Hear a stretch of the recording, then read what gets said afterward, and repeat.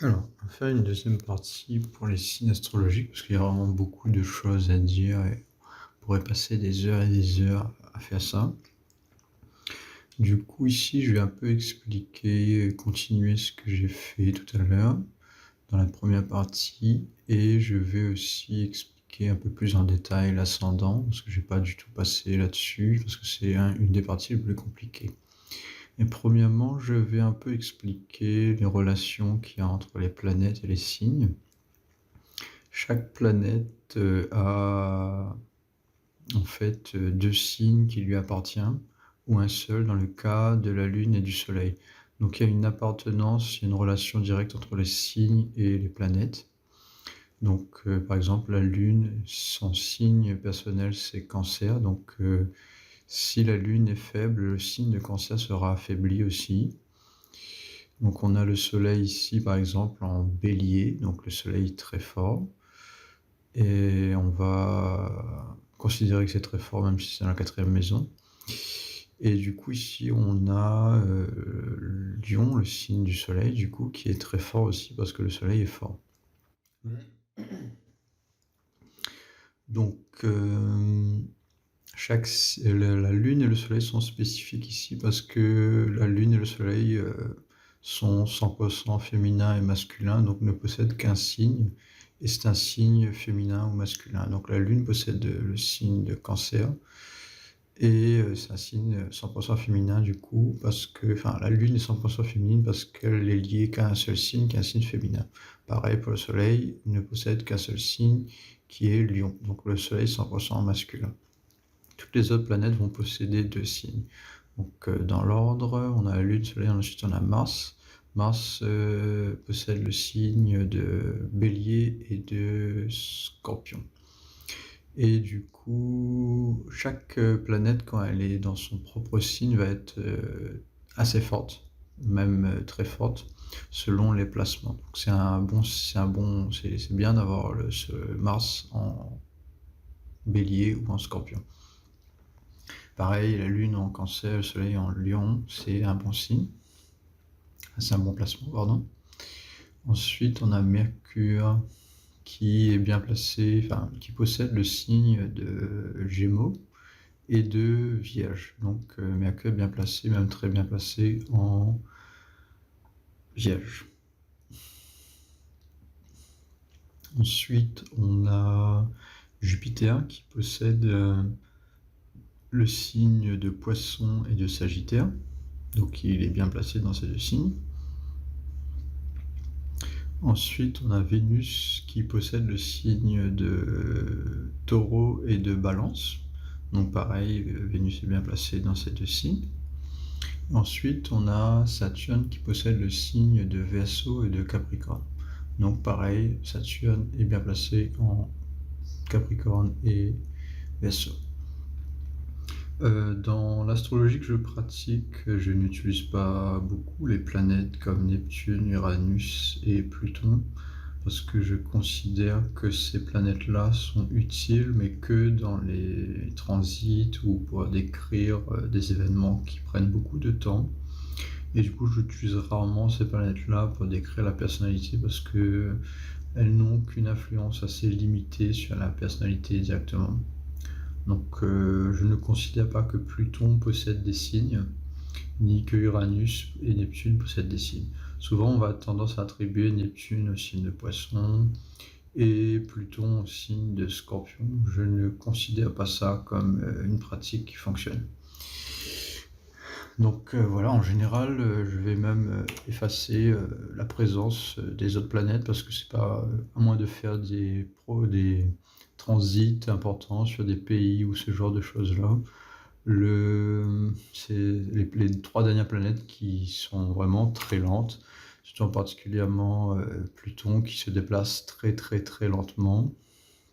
Si on considère ces planètes-là comme importantes, ça veut dire que quasiment toutes les personnes qui sont nées entre 10-15 années d'écart ont tous Pluton en Capricorne. Donc ici, si je change ici l'année, Ici, on était en 2021, donc avant que Pluton sorte de ce signe de Capricorne, ça va prendre une éternité. Et voilà, c'est sorti du signe de Capricorne en 13-14 ans. Donc je ne considère pas que ces planètes-là sont importantes pour la personnalité, à moins que c'est très très proche de la planète. Parfois j'utilise, mais c'est très rare. Et on va retrouver un peu la même chose en fait. On va retrouver les descriptifs de ces planètes-là, de ces trois planètes, dans le point d'éclipse en fait. Parce que le point d'éclipse et les planètes, ces trois planètes-là, trois dernières planètes vont travailler conjointement avec les points d'éclipse. Donc quand on décrit les points d'éclipse, en général, on décrit en même temps ces planètes-là. Donc il n'y a pas vraiment besoin de les utiliser. Donc voilà pour ces planètes. Du coup, maintenant, je vais expliquer l'ascendant, qui est la partie la plus fun. Alors, ici, qui est la partie la plus fun, mais aussi la plus compliquée. Donc ici, je vais changer ça, parce que sinon ça va compliquer encore plus. On a ascendant Verseau. Du coup, ascendant Verseau, ça va être pas facile à comprendre pour un débutant, qu'est-ce que ça représente, parce qu'en fait, l'ascendant est plus lié à ce qui se passe concrètement que ce qui va se produire dans la psychologie de la personne.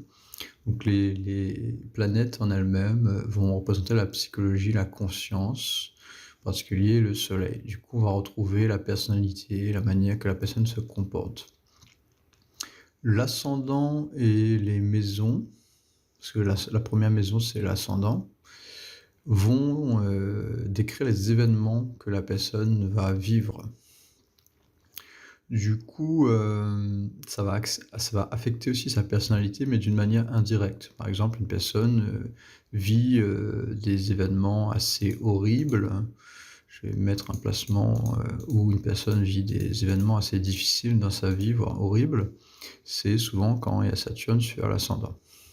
Du coup, ici, on a une personne qui va avoir des événements difficiles dans sa vie, qui vont apparaître, va souvent avoir ce genre de placement attire souvent des personnes qui ont des traumas ou des événements qui se manifestent, qui fait que ça rend la vie de la personne très difficile. Et du coup, le fait que la vie de la personne est très difficile, ça va affecter aussi sa psychologie, mais d'une manière indirecte. Par exemple, c'est une personne qui était, je sais pas moi, qui a eu un accident. Quand tu as eu un accident, tu vas pas être forcément contente. Donc, et si tu as souvent des accidents, bah, ça va affecter ta psychologie. Du coup, les événements vont affecter la psychologie de la personne et en particulier l'ascendant va représenter la carte, en fait, en quelque sorte, des événements que la personne peut subir ou apprécier dans sa vie. Par exemple, ici, on va avoir Jupiter sur la 7e maison, donc cette personne-là va plus avoir de chance avec les relations amoureuses qu'avec sa confiance en elle, sa personnalité, etc. Parce que la première maison représente aussi la confiance qu'on a en nous-mêmes. Et quand la première maison est faible, on va avoir des difficultés à savoir qui on est et on va avoir des problèmes de confiance en nous en général. Du coup ici, je vais faire quelques exemples pour montrer un peu ce que c'est l'ascendant, parce que l'ascendant lui-même est difficile à comprendre. Parce que par exemple, si on était comme tout à l'heure, si je remets l'ascendant qu'on avait tout à l'heure ou un autre ascendant, il faut changer l'heure. Donc ici par exemple, on a ascendant Lion. Du coup, ce qui est important pour l'ascendant, vu qu'en général, pas de planète sur l'ascendant, ici il y en a une, mais quand il n'y a pas de planète, pour comprendre qu'est-ce que l'ascendant, on va chercher le maître de l'ascendant, c'est-à-dire celui qui est responsable du signe Lion, c'est-à-dire Bélier. Bélier, c'est-à-dire le Soleil, pardon. Donc ici, on a un ascendant qui est très fort parce que le Soleil est très fort en Bélier. Et ici, on peut vérifier aussi sa force brute. Donc on a un Soleil très fort en Bélier. Du coup, on a quelqu'un qui va avoir beaucoup de confiance en lui, sachant que Lion représente aussi la confiance en général. parce que c'est le signe du soleil, et le soleil, sa capacité principale, c'est avoir confiance en lui et ce genre de choses-là. Donc le rôle de leader. Donc c'est ici, si on a quelqu'un qui est né exactement à cette date-là, on va avoir quelqu'un qui a beaucoup de confiance en lui et qui est capable de jouer le rôle de leader assez facilement. Et du coup, là, on a décrit l'ascendant. Mais du coup, l'ascendant est toujours lié à une planète. Donc, quand on décrit l'ascendant, c'est ça que c'est pas facile à comprendre quand on est débutant, c'est que l'ascendant va être lié à une planète et du coup aux événements. Par exemple, cette personne-là, elle a l'ascendant Lord, qu'on appelle le maître de la maison de l'ascendant, qui est dans la 9e maison. Ici, il ne faut pas chercher à comprendre le 8, ici c'est autre chose, ici c'est la 9e maison. Du coup, on va avoir une personne qui va souvent avoir des événements qui sont liés à la 9e maison. Et je ne vais pas décrire ce que c'est, parce que c'est compliqué. Mais du coup, ça va refléter un peu la personnalité de quelqu'un, le fait que le maître de l'ascendant est dans la 9e maison. Mais c'est beaucoup moins facile à comprendre. Du coup, souvent, les personnes vont chercher à comprendre qu'est-ce que l'ascendant veut dire. Ils vont décrire l'ascendant par rapport descriptif, souvent assez redondant et qui ne décrivent pas vraiment l'ascendant lui-même, parce que l'ascendant c'est en particulier. Et du coup, on ne va pas comprendre que l'ascendant, qu'est-ce que ça veut dire en fait. Ils vont dire, ah oui, c'est lié à la personnalité, mais comment c'est lié à la personnalité, ça va dépendre de choses assez complexes. Par exemple, comme tout à l'heure, comme j'ai dit, si la personne a Saturne sur l'ascendant, même si c'est l'ascendant, c'est vierge, on ne va pas forcément voir beaucoup une personnalité qui va ressembler à vierge, surtout si le Saturne est sur le signe de vierge. Donc il faut nuancer un peu tout ça. Je vais prendre des exemples assez flagrants.